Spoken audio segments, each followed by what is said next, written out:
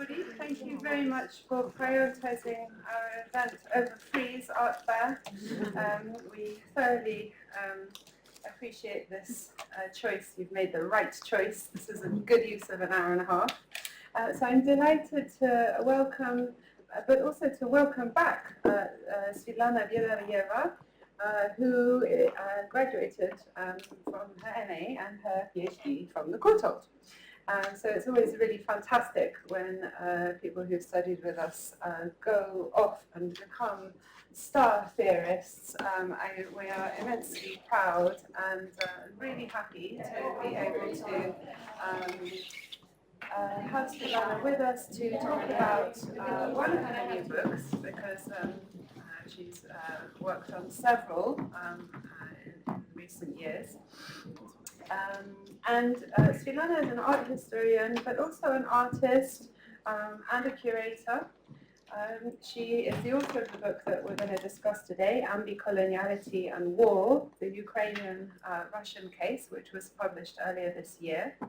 And she's also the editor and co-author of Art in Ukraine, Between Identity Construction and Anti-Colonial Resistance, which was published by Routledge in 2004.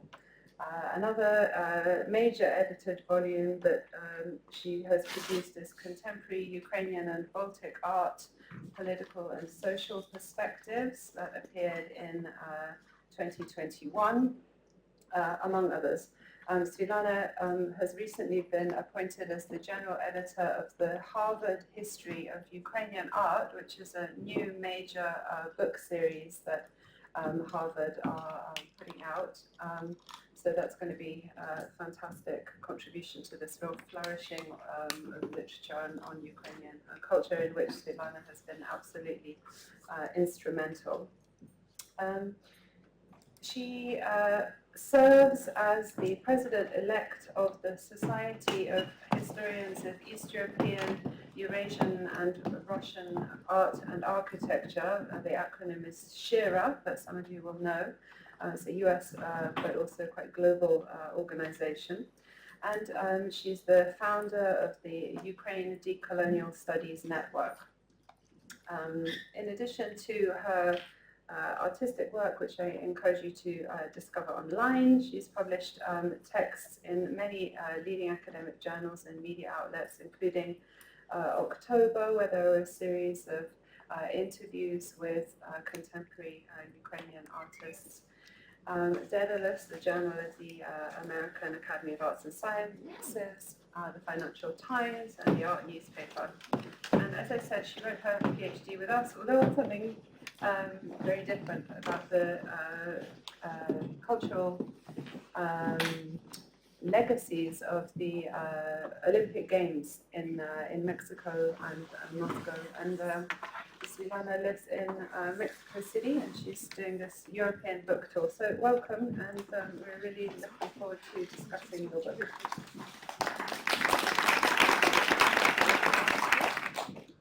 Thank you so much, Clara, for the wonderful introduction. Thank you for the invitation.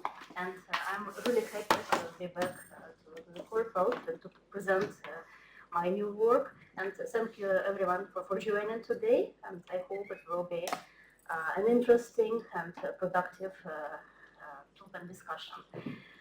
So the reason for this presentation is the book that was published in February 2025 by Belgrade Macmillan. Here is the book. This is a book titled Ambicoloniality and War, the Ukrainian-Russian Case, and the cover is something I don't talk about inside the text of the book, but just to mention that this is a wonderful work by Ukrainian artist Boris Elvashi from the year 2000, and there is a number of ways in which this particular work intersects with the discussion on Ukrainian post-colonial condition and decolonial situation. And I would like to start with my PowerPoint. So I would like to begin my presentation by explaining why I felt that this book became urgent after the onset of Russia's full-scale invasion of Ukraine in 2022. This book focuses on the questions of colonialism and decolonization and reveals the need to profoundly rethink both Ukraine's colonial past and Russia's present neocolonial efforts. So it's not merely a book on art history, but I try to develop a theoretical framework about which I will talk today in detail. This book offers one modest contribution to establishing a post and decolonial frameworks in Ukraine, both of which, both approaches, have been scarce or nearly absent in Ukrainian studies for a long time. The scope of the book shows that Ukrainian struggle doesn't just dismantle colonialism, it also challenges a global order that pretends that colonialism is over. So it discusses the colonial case and Ukraine as part of essential part of this colonial case in the world that is thought to be post-colonial. So this book addresses the necessity of analyzing, first of all, colonialism, which for decades remained omitted from public discussion. Second, colonialism, which currently experiences an anachronic reenactment in an age when empires of the world have fallen. And third, colonialism, which uses a variety of discursive methods to cover its oppressive intentions. And all these three aspects of Russian colonialism were the main focus of my book. This task requires a methodology for addressing these topics requires a methodology that would integrate the particular complex colonial relationship.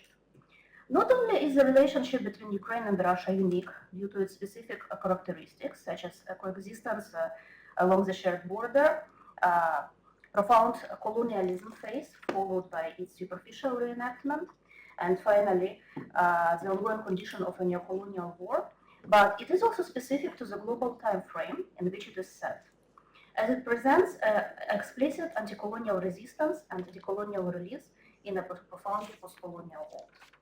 So before moving to the theory, I would like to show some of the endorsements, and this is a wonderful endorsement by Slavoj Žižek that was originally written for the forthcoming Spanish edition of this book. When I asked him to write this text because for positioning this book in Latin American market, as Clara has mentioned, I'm based in Mexico, and I think that this is something to discuss further with those decolonial theorists who are based in Latin America. So Žižek precisely highlights this precise focus on colonialism and the invisibility of Russian colonialism that was experienced in academic studies on Ukraine and Russia and Eastern Europe and the post-Soviet space for decades. So I'm also very grateful to Professor Serhiy Plokhy from Harvard for his kind words about this book, and as well as all the rich materials from his works that I refer to in the chapters, because his numerous historical works really created a foundation on which I built the historical dimension of my manuscript. I highly appreciate the feedback by art historian Katarzyna Murawska-Mutesius for acknowledging this book's contribution to the field of art and cultural history. And this is something that I aimed for, precisely to make a contribution both to post-colonial studies or decolonial studies and to art history, because Ukrainian art history is something that has been omitted from the public view and from global research also for a long time. And finally, due to the work of Ukrainian and international colleagues, is finally coming to the spotlight and gaining some kind of new visibility. So this book is one more modest contribution to Ukrainian art, to history of Ukrainian art. So when writing my book, my main preoccupation was to correctly reflect all the nuances and complexities of the centuries-long entanglement between Russia and Ukraine, and the reasons for Russian neocolonialism. The book explores how these tensions fostered by the traumatic history and carrying the weight of contested memory, as well as divergent visions of the future, resulted in the violent outburst of neocolonial desire, beginning with the onset of Russia's war against Ukraine in 2014. In search of possible ways of discussing this topic, the theory presented in this book employs and goes beyond both postcolonial theory, developed by scholars from Asia, the Middle East, Africa, and decolonial theory from Latin American theorists. This book also offers a typology of decolonization processes that is linked to their particular historical stage after the independence of Ukraine in 1991, which can be identified in terms of their belonging either to the postcolonial condition, rooted in the rethinking of the past, the combination of all this kind of narrow and contested memory and the narratives rooted in the past, or the decolonial situation, which manifests breaking with the colonial historical trauma and the beginning of truly independent production of knowledge. In the presentation, you will see examples from Ukrainian artists. However, in the book, I also include analysis related to Russian culture, which cover art, literature, and theater. Here in the presentation, I aim to avoid a comparative approach, which would be inevitable in such a short format, avoiding even such approaches as the decolonial relational comparison, for example, proposed by researcher Shumeshi, and others that could be beneficial but kind of in longer format. But those you find in my text. And I focus instead on the multi-layered nature of the colonial impact. Beyond the post and decolonial paradigms, my presentation as well as the book employs Peter Petrovsky's famous method of horizontal art history.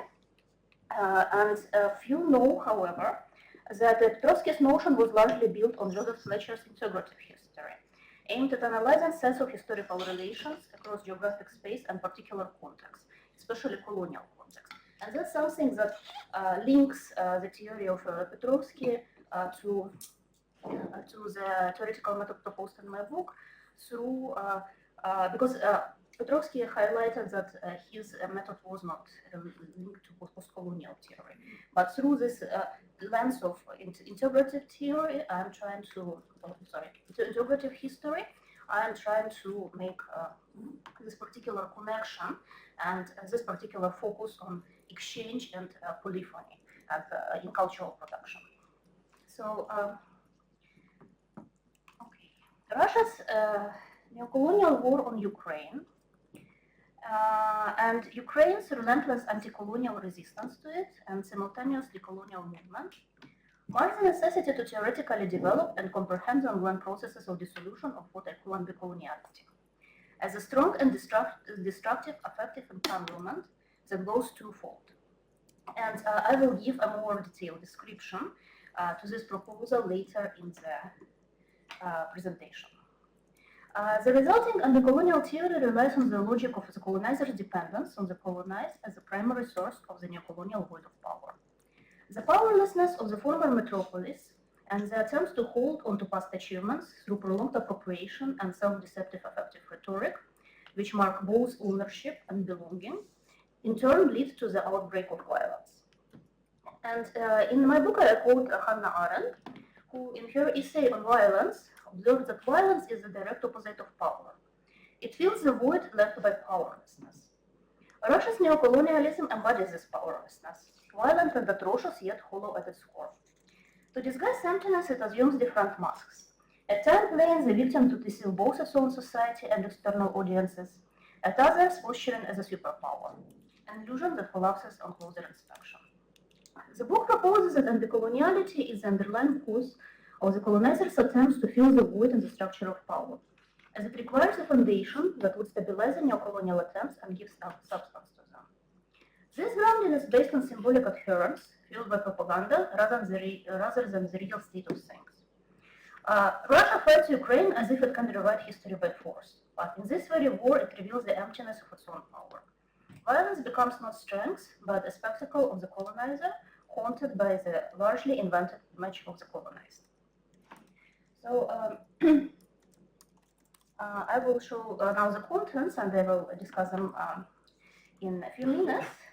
But now I would like to highlight that this theory relies on the preceding explorations within the postcolonial field by Ukrainian researchers, such as Tamara Gundarova, Marko Pavlyshin, Mykola Ryabchuk, Miroslav Shkandry, and Vitaly Chernetsky, and many others. And in this way contributes to the continuity of postcolonial thought in Ukraine. And this is something that has been omitted also from, and particularly invisible in all the years when this postcolonial thought was developing, because many of the works were not either were not largely distributed or simply were not translated from Ukrainian into English. So my book aims to bring in also a new methodological proposal while contributing to this continuity, and to reframe this work within an expanded and globalized perspective. In an effort to build a coherent picture, the theory coins not one new notion of decoloniality, but examines such concepts as syncretic polarization, internal hybridity, and decolonial release, among others. And the structure of the book. The structure of the book addresses a variety of topics and navigates across theories, from the postcolonial and decolonial approaches to selected works of post-structuralism and psychoanalytical frameworks. The book is divided into 6 chapters: anti-colonial resistance versus self-colonization, ambicoloniality, a revolution of identity, war, desire, and ruin and reconstruction, organized both thematically and chronologically. In these sections, I discuss topics from anti-colonial resistance and self-colonization as a starting point for my theory, because I largely, in the creation of this notion of anti-coloniality, I largely relied on the work from Bulgarian scholar Alexander Kyosov, where he, in the 1990s, he proposed a notion of self-colonization as some kind of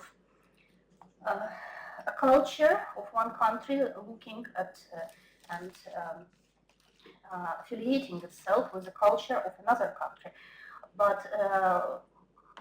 of which there is no kind of direct political subordination or developed political power here. So he interpreted self-colonization as purely symbolic and cultural process, and that was that notion was very useful, particularly in the development of this idea of anti-coloniality, which is kind of more nuanced, more expanded, and much more complex set of processes that occurs between the former or current colonizer and former or current colonizer. So, and I will discuss this further, of course, during the presentation. So, I discuss topics from anti-colonial resistance and self-colonization to the elements and logic of anti-coloniality and colonial desire in the Ukrainian-Russian context. In doing so, I address a series of events that underpin the manifestation of Russian neocolonialism, from the events preceding the Euromaidan revolution to the beginning of the war and to the onset of the full-scale invasion. So, what is anti-coloniality? My book introduces the notion of anti-coloniality as a particular dynamics of the centuries-long twofold exchange of cultural and symbolic influences, characteristic of Russian colonialism in Ukraine. It speaks about the current situation when Ukraine has become Russia's territory of obsession, and Russia, in its desire to occupy Ukraine, has in effect subjected itself to Ukraine's symbolic dominance. It examines how anti-coloniality can be addressed from a broader cultural framework that takes into account cultural proximity and the institutional and infrastructural network supportive of it, and the kind of supportive production of this cultural proximity, and the shared geographical and political borders between the two countries. The war seen by Russia as a struggle for power is considered in my approach as a part of a wider process of anti-colonial development, in which the invaders become subjects to their own colonial behavior and propaganda, losing control over reality. Ambicoloniality filters mutually important influences across the shared border. It draws on postcolonial ideas of hybridity, as a classical postcolonial theory, and postcolonial ambivalence, but differs in mechanism. Instead of focusing on shared characteristics or syncretism, it emphasizes mutual symbolic and political influence. It presents a key point of divergence from already existing models, as the mutual impact of the two countries over centuries has gone both ways, in contrast to many other empires that established their colonial power relations at a distance. And decoloniality is a concept that builds on the notion of coloniality, originally coined by Peruvian sociologist Aníbal Quijano, which describes the ongoing legacy of colonialism in the present and demonstrates how colonial power structures and hierarchies continue to shape social relations and cultural practices. The model of ambicoloniality emerges as an alternative to the coloniality-decoloniality dichotomy, which we propose to apply to the particular conditions of the Ukrainian-Russian entanglement, and which can be expanded to further sets of relationships in former Russia's colonies, particularly in the post-Soviet space. And I believe this method can be of use also to the colleagues who work with the Soviet and post-Soviet topics, among others. The idea is that in an ambicolonial system, the colonizer is not fully in control. The colonized, even under threat, exerts symbolic power. While the power structure is twofold, as formed through political ambitions and symbolism at play, the agency is delegated from the colonizer to the colonized, for current or former. Ukraine in this case takes an important role in epistemological production that has had historical impact on Russian development. Okay, here is a preview of some case studies that I'm going to discuss further in this presentation. I just wanted to highlight some images. And further, I go to another theoretical notion, that of polymorphous coloniality. Russia's polymorphous coloniality, together with cultural proximity, creates the ambicolonial situation I discuss. Centuries of dissatisfaction with its place in world power hierarchies led Russia to develop a mimicry mechanism. First, it borrows from Cold War narratives of Soviet presumed anti-imperialist resistance. In its propaganda, it imitates anti-colonial struggle and invents a sense of victimhood as a geopolitical other. Ukraine in this Russian picture is framed as part of the global West, while also seen by Russia as its imaginary West. This gives Ukraine a central role in Russia's worldview, reflecting outdated binary opposition that emerged long before the fall of the Iron Curtain. The second strength of polymorphous coloniality is the effective relationship between Russia and Ukraine, shaped by centuries of struggle. From this perspective, Ukraine is seen as a brotherly nation, yet the same. The colonizers' blindness to Ukraine's intrinsic differences produces a form of self-othering, projecting its essential traits of the oppressed onto the oppressor. The development of Russian neocolonialism, camouflaged by the 1990s democratic processes in the post-Soviet space, in its ambition of both othering and self-othering through oppression, echoes Achille Mbembe's notion of necropolitics as a dark side of post-colonial system mimicking colonial rule in its aims and methods. Mbembe points out the particular rhetorical inversion of such politics aimed at mortifying through othering, quoting, "Through a strange transmutation, victims are now summoned to bear, in addition to the prejudice suffered, the guilt that their executioners ought to feel." End of the quote. In Mbembe's model, where the blame is put on the victims, they replicate violence by returning to the perpetrators through a never-ending cycle. The creation of such a vicious circle is beneficial for the colonial ambition of Russia, yet Ukraine's only option for ceasing the war violence is contributing to the unveiling of Russia's discursive polymorphism and establishing a decolonial status quo of who the true victims and aggressors are, which is a turn to epistemic justice.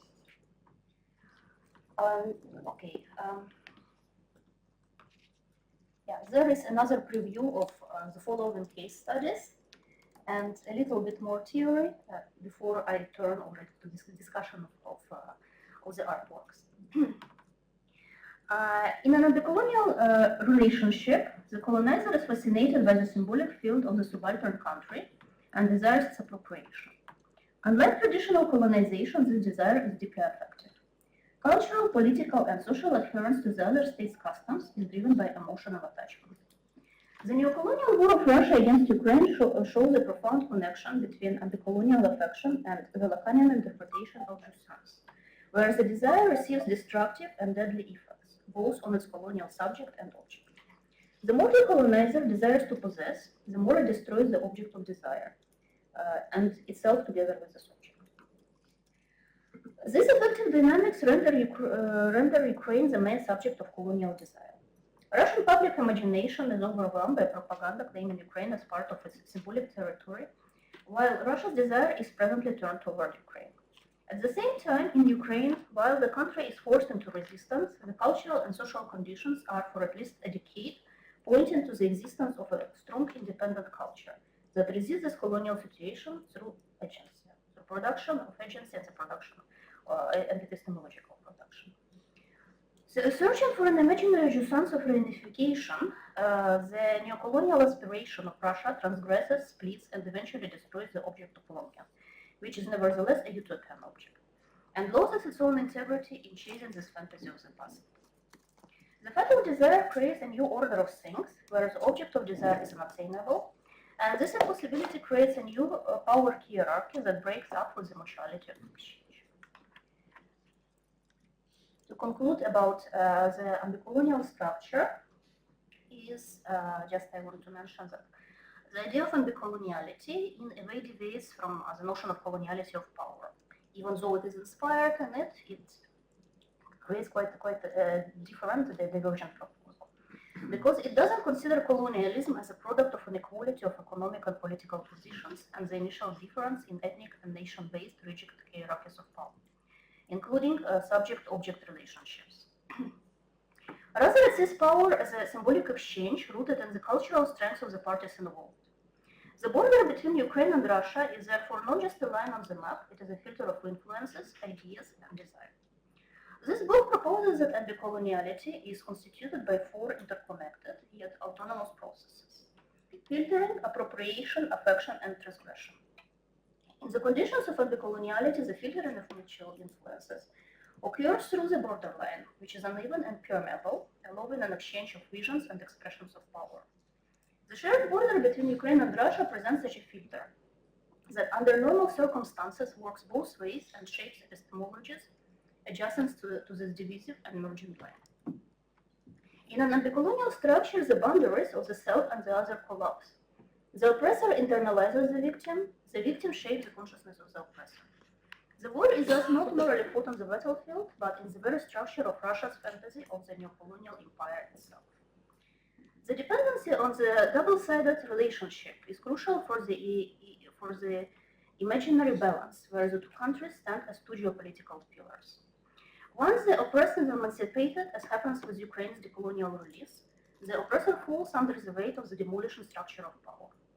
This failure represents the ultimate loss of not only territories, but also the predatory and manipulative cultural system supporting such an entanglement. The aggressive war of Russia aims to maintain this imaginary balance, substituting power sustaining the anti-colonial system with violence. However, what escapes their attention is that the opposite pillar supporting colonialism became decrepit long ago. Ukraine has undergone several rites of passage in constituting a separate identity.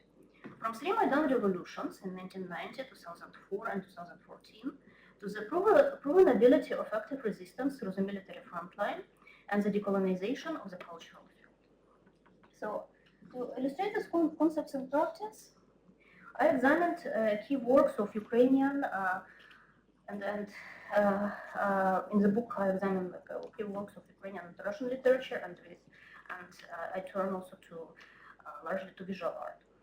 For example, this quote is from the groundbreaking novel The Moscoviat, published shortly after the dissolution of the Soviet Union, by Ukrainian writer Yuri Andrukhovich, who depicted Russia's post-1991 development as a failed attempt to maintain and conceal its imperial and colonial underpinnings within a superficial postcolonial transformation.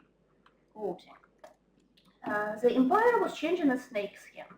When reconsidering the habitual totalitarian assumptions, it discussed, imitated a change of laws and the rules of daily life. it improvised on the topic of the hierarchy of values. The empire toyed with freedom, thinking that this way it could preserve itself through renewal. But it wasn't worth changing the skin. That was the only skin it had. Now, having crawled out of its skin, the old witch is in the throes of agony. End of the quote. And this was translated by Vitaly Chernetsky. Similarly, in the work of the Ukrainian painter Mada from her Lviv diary series, which she started in 2022 when she was forced to move to the city of Lviv from Kiev because of the beginning of the full-scale invasion. The ever-changing face of empire is portrayed through the anti-colonial struggle against it. It is incorporated in this work through the interplay of power positions that the sides repeatedly exchange as the military situation changes. The drawings are excessive and grotesque in their manner, as the artist fills nearly the entire paper with sketches of male and female, and in some cases cupid-like figures, who represent different stages of a struggle with a two-headed pigeon-like eagle, which represents, of course, the coat of arms of Russia. At times, it is only the decapitated head of the monster that appears in the drawings. At other times, we witness an epic fight as part of the heroic narrative. Informed by religious iconography and erotic imagery, this series draws on the figurative and bodily reinterpretation of colonial entanglement between Russia and Ukraine, and Russia's particular colonial polymorphism. The Soviet symbols that occasionally re-emerge in the drawings imply the consideration of this fight as a final and irreversible battle that will dismantle not only the falsified pseudo-imperial narrative used by Russia, but also the entire post-Soviet space, or at least Ukraine's belonging to it. And another example that I consider in the appropriation subchapter of the book, which reflects on the appropriation stage of the anti-colonial dynamics that I outlined earlier, out of the 4 steps of filtering, appropriation, affection, and transgression. It is the iconic case of the avant-garde art appropriated by Russia in the work of David Burlyuk. Born in Semerotivka village of the Sumy region of eastern Ukraine, Burlyuk always emphasized his profound connection to his place of origin and the impact his environment had on his art. In his memoirs, Burlyuk largely recalled his Ukrainian roots and Kazakh ancestry, even as he wrote in Russian. The ambiguity of Burlyuk's situation was particularly visible in his series of painting dedicated to the Ukrainian topic, which he largely produced in 1912.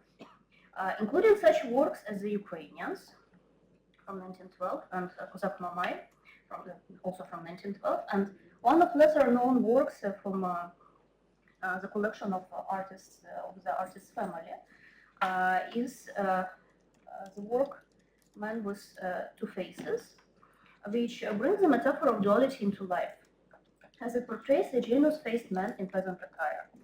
The bearded man within a village landscape, with two faces looking in two different directions, is a perfect visualization of the artist's position as a carrier of the ambivalence of two cultures, which at times manifest not as peaceful fusion, but connote a long history of struggle.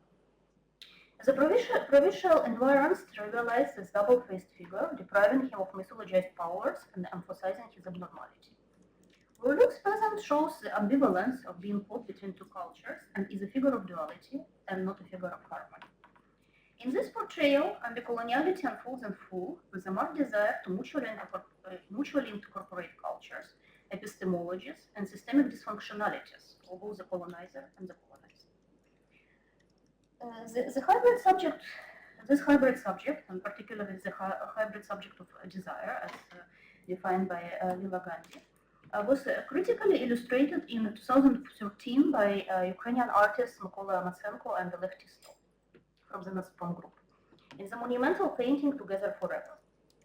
This painting portrays a passionately kissing couple, an industrial worker, presumably a miner, and a nude woman with a flowered headdress, reminiscent of Ukrainian folk flower crowns. While the male figure points to the industrial achievements of the Soviet Union, epitomized by the Donetsk and Luhansk regions, but also extrapolated to the entire post-Soviet industrial sector, in particular Russian industrial sector, the female figure, representative of Ukraine, appears as an objectified and aestheticized subaltern. The ambivalence of the male figure draws a connection between the figure of Russia as a colonizer and Ukraine's East as its native informant, in the terminology proposed by Biedarieva. Returning to the profoundly postcolonial discussion on two Ukraines, as it was defined and examined by Mykola Rybchuk in his book From Little Russia to Ukraine, Paradoxes of the Belated Nation Making, that was published in 2000 in Ukrainian. And this vision of two Ukraines are two visions of pro-Russian and pro-Ukrainian kind of sides, presented as a tension that was further successfully resolved by Euromaidan. And precisely, if you look at the date of this painting is 2013, the beginning of Euromaidan protests. The ambivalence of the minor's figure, incorporating references to both Russian industrialized and extractivist modernity, and the postcolonial marginalization and stereotyping experienced by the Ukrainian East, highlights the hybridity of desire that recreates a colonial power structure. And this painting refers to Oleg Tistel's earlier work, Reunification, from 1988, created shortly before the collapse of the Soviet Union. Tistel's work explores the notion of brotherhood as a confluence and hybridization.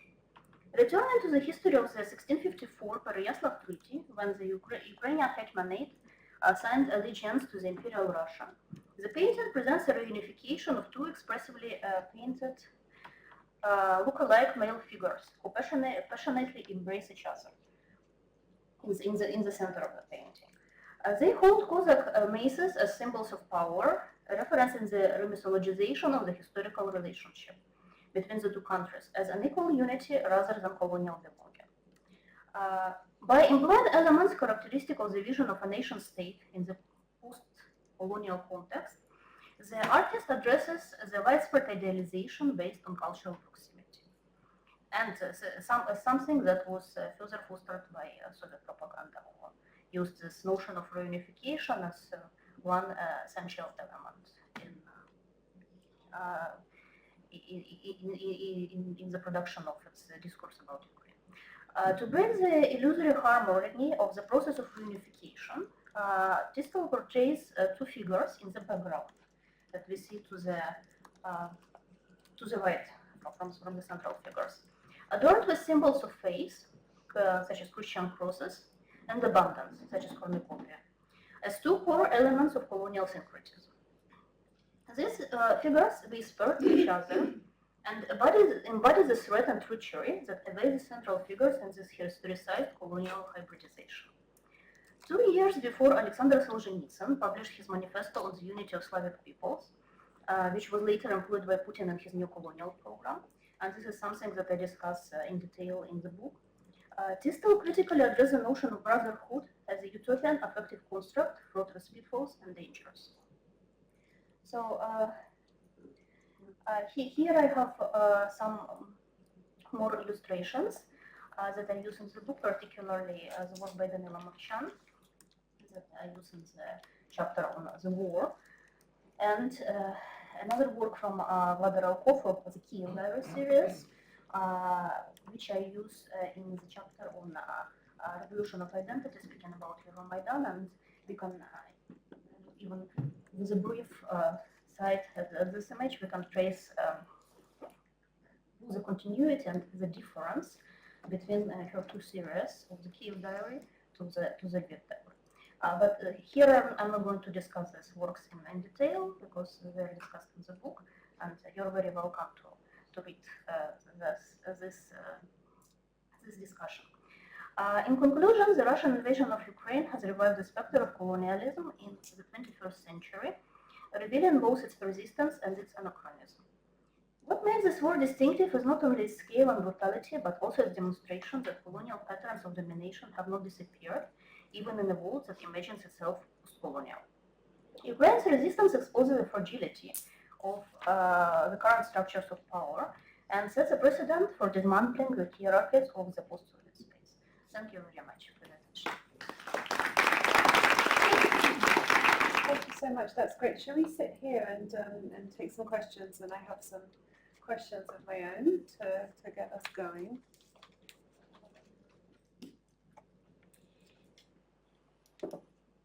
Your questions.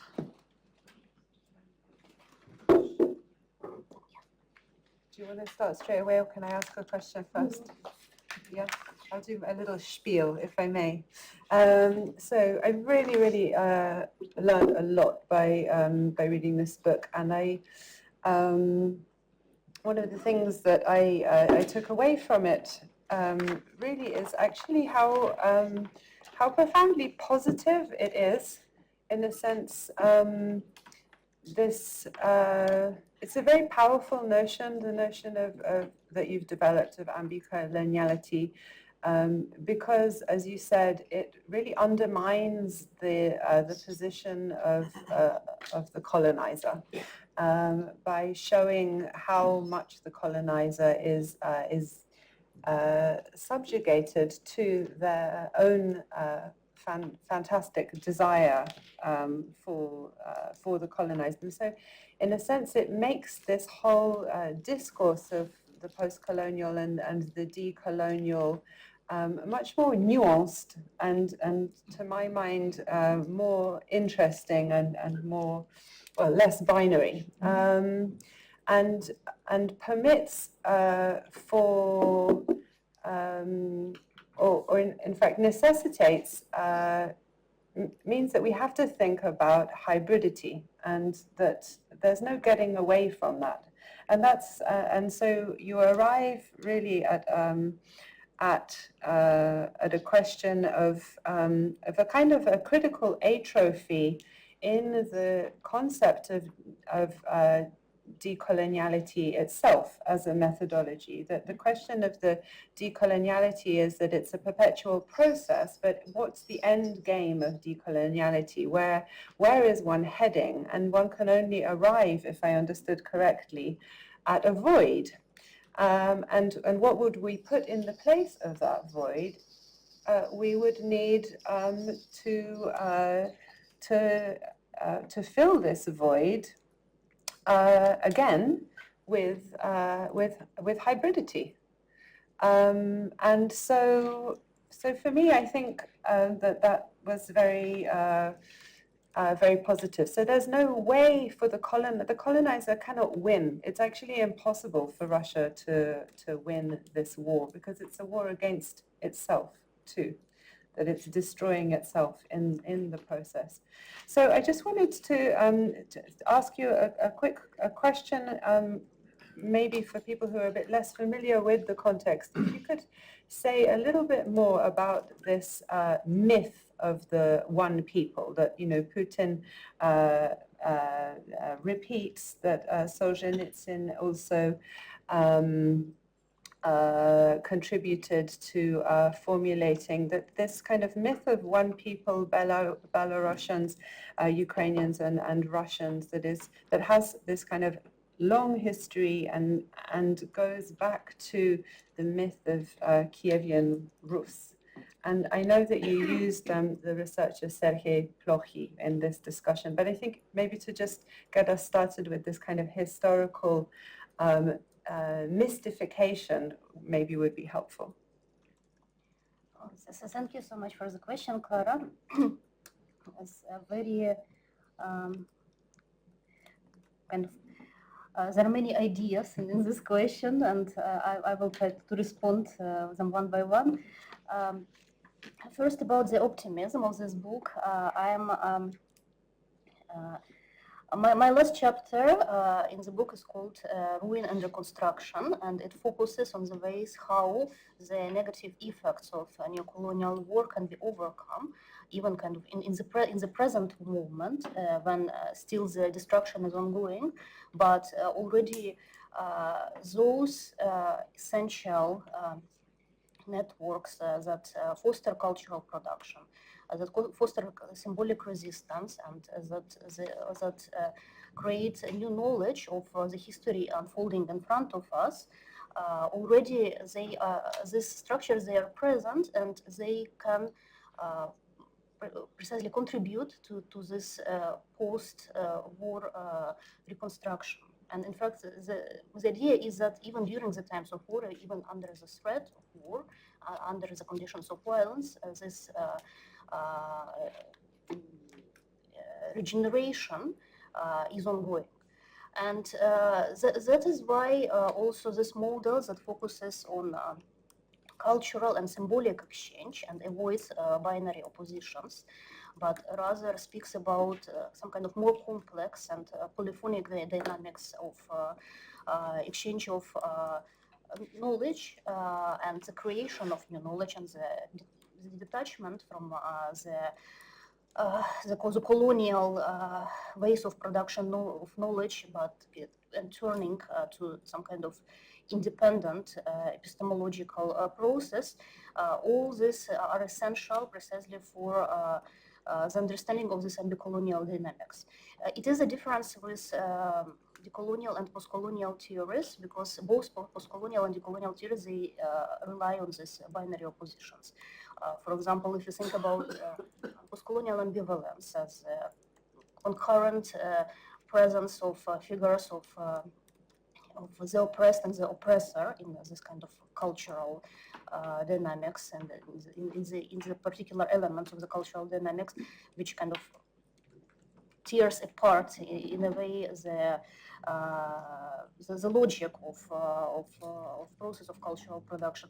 All these notions I discuss, but I'm trying to build something that would kind of build upon it and would in a way somehow envelope all these processes in some kind of larger picture.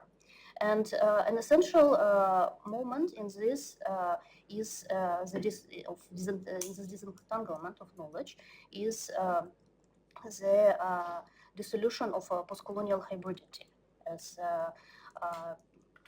ways of production of cultural production connected to the colonizer, to the power hierarchy set up by the colonizer over the centuries of domination.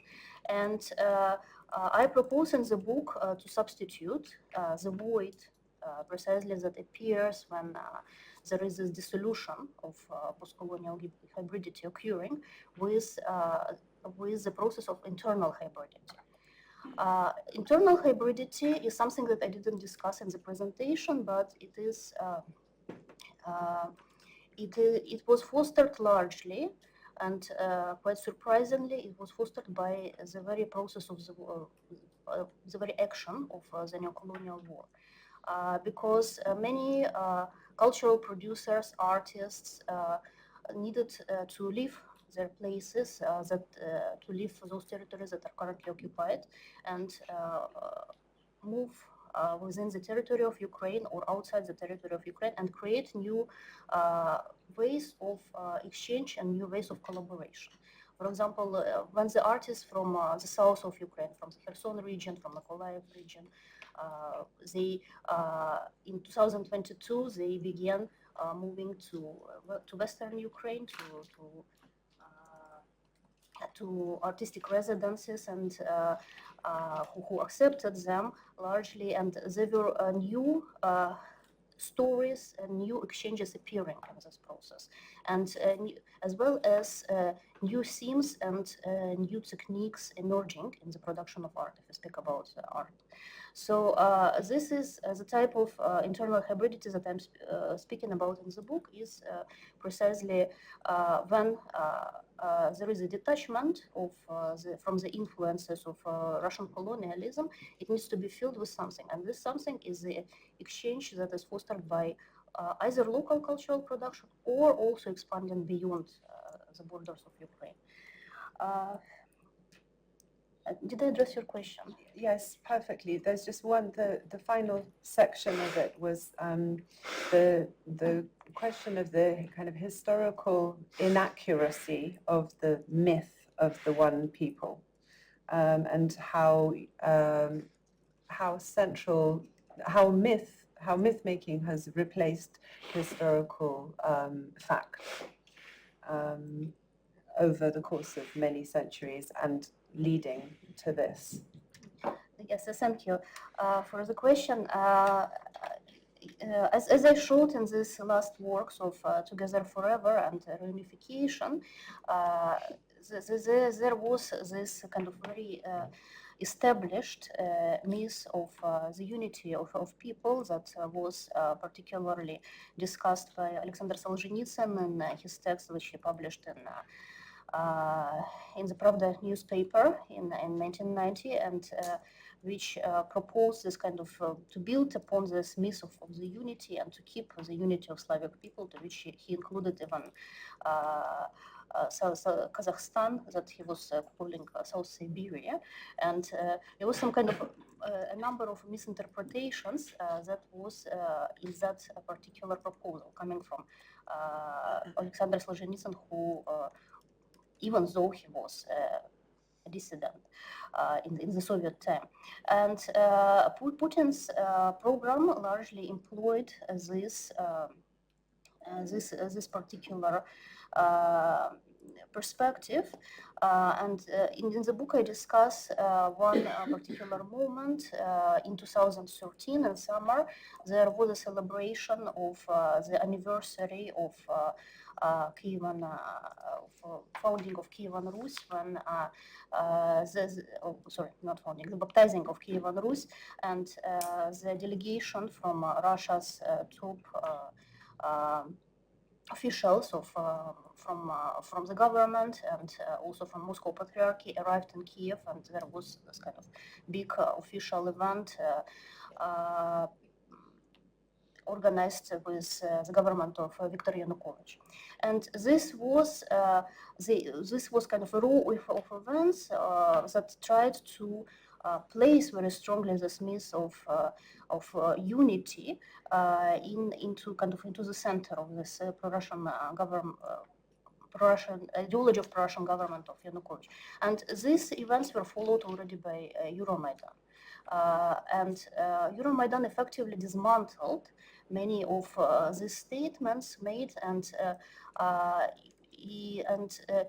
something very particular about Euromaidan, in difference to the preceding Orange Revolution, for example, was that there was not so much focus on some kind of direct political opposition.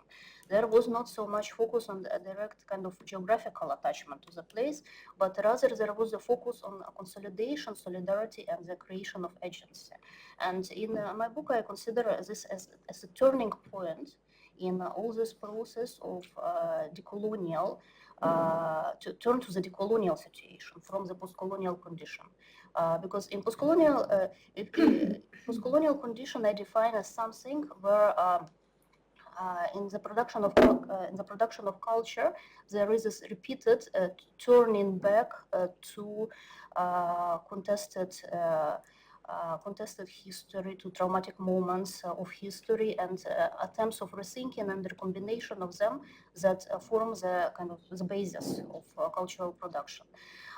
And in decolonial situation is different, because it turns to the present time and it looks towards the future of decoloniality, which is uncertain, but kind of in the movement of it is like as a movement to some kind of utopian horizon, and it's something as it's defined by decolonial scholars, but also it is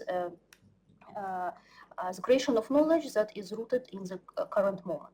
In this sense, the resistance of Ukraine to the beginning of Russian war in 2014, again, the migration processes of artists within Ukrainian territory, those artists who needed to move from the Donetsk region, from the Luhansk region, from Crimea, and create their works in other places, and then to become conduits of the situation and the occupied territories in other places of Ukraine.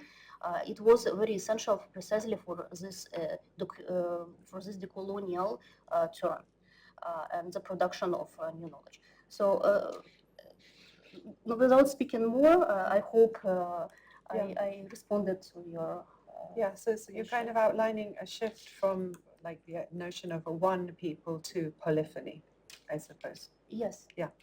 Sarah, do you want to kick us off with some questions? Yes, I've got really two big questions. The first one is that obviously during the Soviet period, until the collapse of the Union, I was very interested in your idea. Well, first of all, I want to say congratulations, and having Slavo's strategic endorsements is absolutely amazing, of course. But during the Soviet period, it wasn't just a question of myth construction, but going right back to the beginning, very practical things about ruling in extremely large land masses. You can make parallels with China, as in electrification, this, that, and the other. And of course, there was the colonial element in it, including imposition of the Russian language, but also architectural style and state sculpture, for example, all over Ukraine.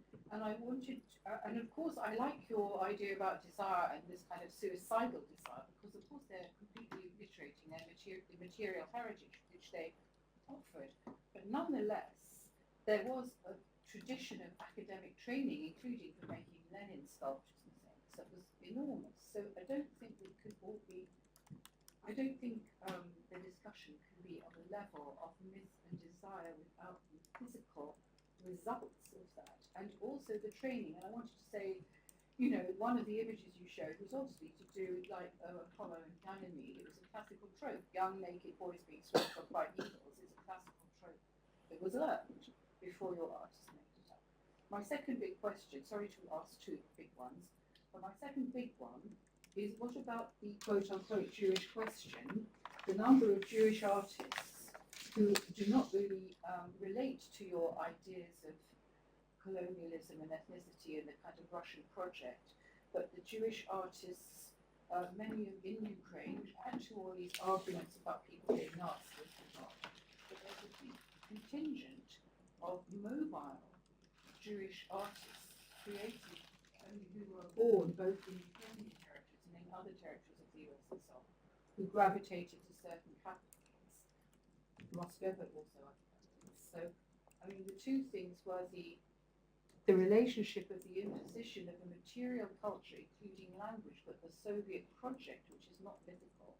And the second is the mobility and even more polyphonous affiliations of Jewish artists, many of whom are the most prominent artists that that part of the world has produced in the 20th and 21st centuries.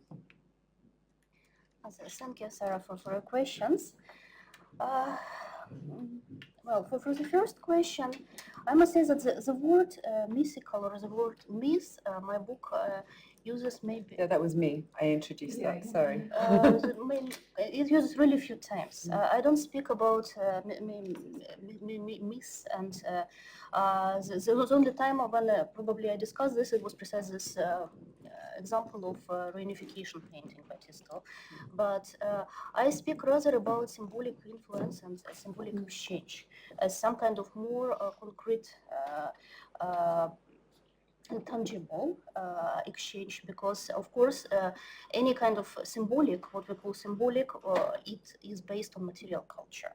And if you speak about the works of literature, if you speak about the works of visual art and many other ways of creating some kind of both conflictive dynamics within this exchange of between cultures, but also creating sometimes some kind of merging between different elements. And over centuries, it's very difficult to understand which elements originally belonged where. And that's why, for example, I speak about this model as very different from those colonial models when there was a conquest over kind of large geographical distance, where two very different cultures were in contact and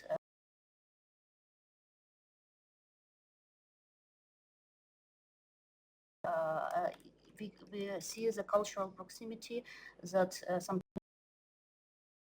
understand who influenced who. So this is also one of the elements. But I don't speak about myths as such. I speak about concrete kind of examples of cultural legacy that can be contested or can be eventually attributed to one side or to another side. About Jewish artists and the exchange and their migrations. My model of anti-coloniality proposes to go precisely beyond this kind of binary divisions, and it doesn't really work with the with the notion of ethnic identity, for example, or with the linguistic notion, with the notion of language, because it considers, for example, the language as one channel for ambicoloniality, but it doesn't enter into this particular dynamics of hybridization. These examples are part of the general polyphony, as you mentioned, but they can be considered as part of this internal hybridity process that I mentioned before. Thank you. Yes. Yeah, thank you so much for your wonderful introduction of this changeability and the amazing concept of anti-coloniality. I just want to know how you treat some artists.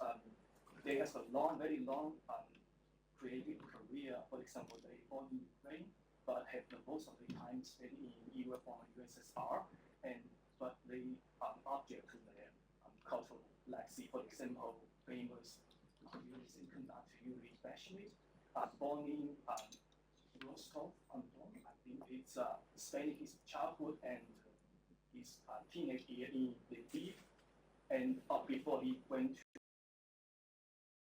but he still signed a letter openly support Russia's invasion of Lugansk, Donetsk, and Crimea in 2014.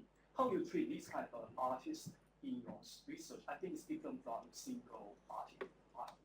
Thank you. So thank you for your question. Well, I would say that beyond this kind of process of appropriation that I speak about, which is part of the anti-colonial dynamics, I would say that there is this particular post-colonial ambivalence that, of course, is present there, and this is the point of intersection with the post-colonial theory, when there is this incorporated image of the self and simultaneously the other. If you turn to postcolonial theory, there is kind of a number of notions that help describe the situation. There is this notion of native informant that I mentioned in the presentation by Gayatri Spivak. So it's someone who is from colonized territory, but is informing basically the dominating system of power. And Spivak outlines this kind of very complex exchange also and this figure as a mediator. But this is not, let's say, my theory is not so much linked to postcolonial theory, but in a way it just views it this kind of controversial figures as a part precisely of this anti-colonial dynamics and as part of this violence that is produced by the neocolonial action. So I guess this is my answer. Thank you. Yes. Thank you for your talk. So one of the most shocking things we see coming out of coloniality is also the abduction of people, and I mean in particular in Ukraine we've seen mass abduction of children as well. So I was interested in knowing what your thoughts are on that and how it fits in with your concept and framework of ambicoloniality. Thank you for your question. That's a difficult one. Well, it's part of this particular violent action that goes basically beyond any kind of initial, let's say, not expectations, but even kind of some things that even in 2022, in early 2022, I think was even unexpected and very unpredicted, yet it happened. And within my presentation is precisely this discussion on the powerlessness and violence, and as an attempt to substitute this lack of power, lack of real political power, with explicit violence. So this is the only thing that I can say. Yes. Well, thank you for your talk and your lecture, and congratulations on your book. One thing that you said that I thought was quite interesting was like the use of violence as spectacle.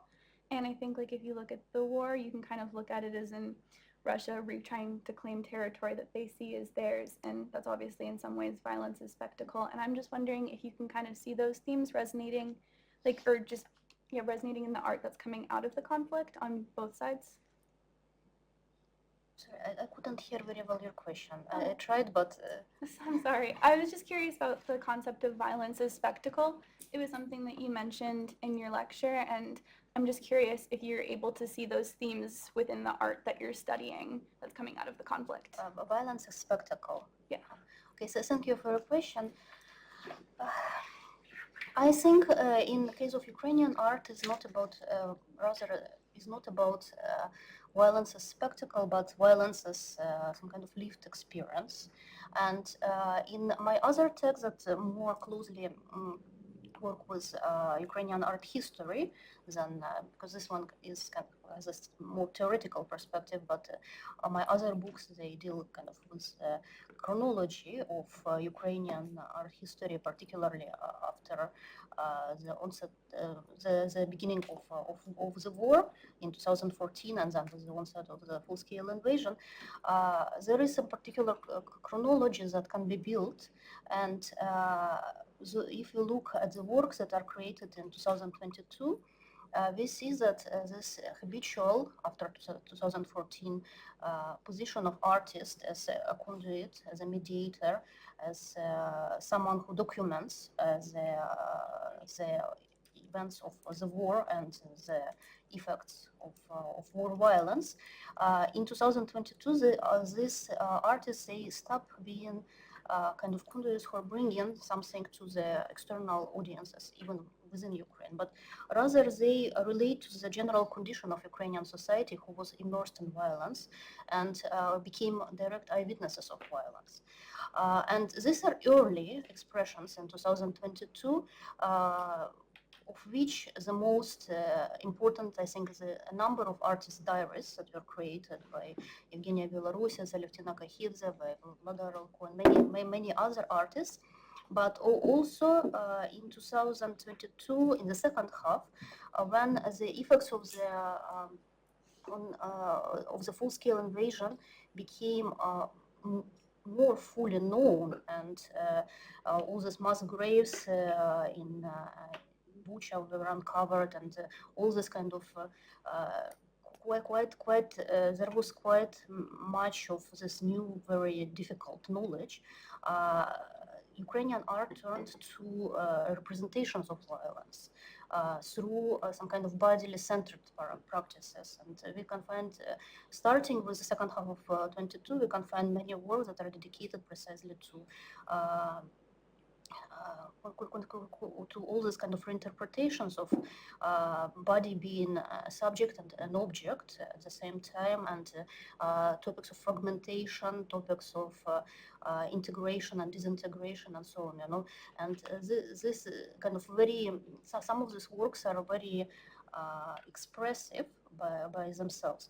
And then already this stage turned to some more analytical stage in 2023, when already, let's say, the kind of the processing of these diaries and eyewitnesses accounts and this bodily centered practices, they somehow started merging and started producing new works that already became more analytical and more critical about the situation.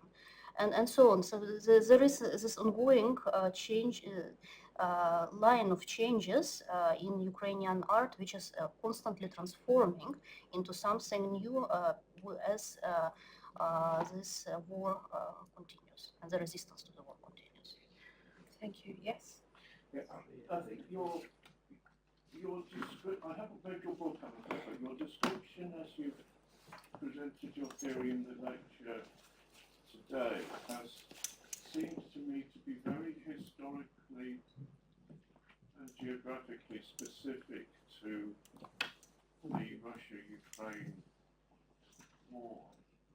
And I'm wondering whether this ambicoloniality is a more general stage or stage of analysis. And if it's not so much socio-economically linked, but more cultural, then would it be applicable to some extent to other historical instances of proximal colonization, such as, well, the Polish-Lithuanian Commonwealth, the Habsburg Empire, the Ottoman Empire, Japan, China, and in more recent historical epochs, the very complex civil war and then incorporation into the USSR of Ukraine after 1917, or the Serbian obsession with Kosovo for historical reasons. So, I mean, my question is really, how generalizable is your concept of anti-coloniality rather than being a specific analysis of the Russia-Ukraine situation? Thank you for your question. I try to develop a model that would be applicable to other cases, but given the particular set of conditions, as for example, cultural proximity, geographical proximity, the polymorphism of the colonizer, that can kind of contribute to this particular to application of this particular model in other cases. But also it needs to take into account all the nuances and details of the particular context, whether we speak about different geographical contexts or a different timeline, going towards other historical and art historical periods, and speaking about different conditions. So every particular scholar who would want to apply this model or this notion of ambicoloniality would need to consider how to adjust it to the particular case study. But I believe that it is largely applicable, precisely taking into account all the specificity of the particular case study and particular examples. Thank you. I think that would be a good place to end, to open up this. Oh, Masha, do you want to have a final question? Yeah, I just wanted to thank you so much and congratulations, and it's been fantastic to also have you present. I think last year here in September, October, when you were finishing books, and now to see it out, and congratulations, it's really fantastic. And I haven't read it in full, parts of it. I'm interested in the fact that you said that you look through works of art and also literature or kind of other case studies and language. And because you're working with contemporary artists, I'm interested in your methodology of working with artists. To what extent you rely on oral histories and interviews with artists, and also how your concept of anti-coloniality has been received by artists that you're talking about, and then conversation with them. So thank you for your question. Well, I focus on, yes, as you mentioned, I focus on examples, selected examples of literature, and also on examples of visual art, and I try to kind of to synthesize and to bring them into dialogue. As this example of, for example, the Lviv Diary by Vlada Ralko, and the discussion on Yuri Andrukhovich, and kind of to create some more kind of general view of not only art history, but rather cultural history that is in process of being created. And in case of artists, much of Ukrainian art, as I mentioned, after 2022 is very kind of testimony based. And many of the artists, they began writing their texts as well. So if you think about the works of Evgenia Belarus's, for example, that I discuss in the book, there are photographic series, but also there is a number of texts created by her. So this brings this particular perspective, first of connection between one and another, but also the particular kind of nature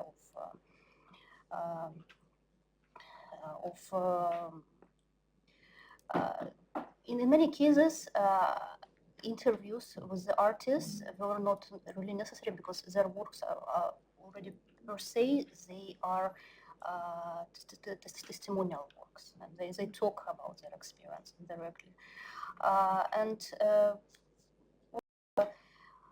How do Ukrainian artists perceive my work on anti-coloniality?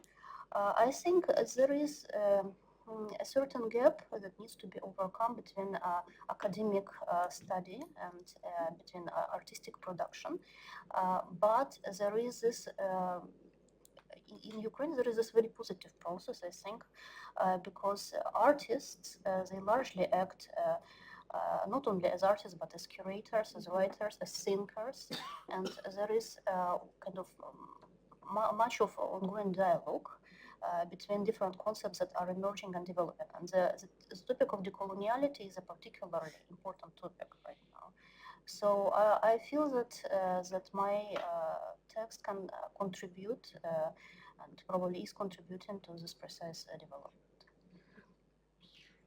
Thank you. So all that remains is to thank you and to be inspired. And I encourage you to read more, well, to read this, but also to read all the other amazing things that Svitlana has not only written, but also edited, because it's just such a really important literature for those interested in the region, but also just for having fresh ideas more globally about how to think about and feel empowered about developing new theories too. And I find that very inspiring, to not always be having to keep thinking, oh, this theory that, I learned about in the 90s, it almost fits, it doesn't quite fit. I mean, personally, I'm not really brave enough to go out there and make my own theory. So I'm really impressed that you have done this, and it is an inspiration. So thank you very much. Thank you.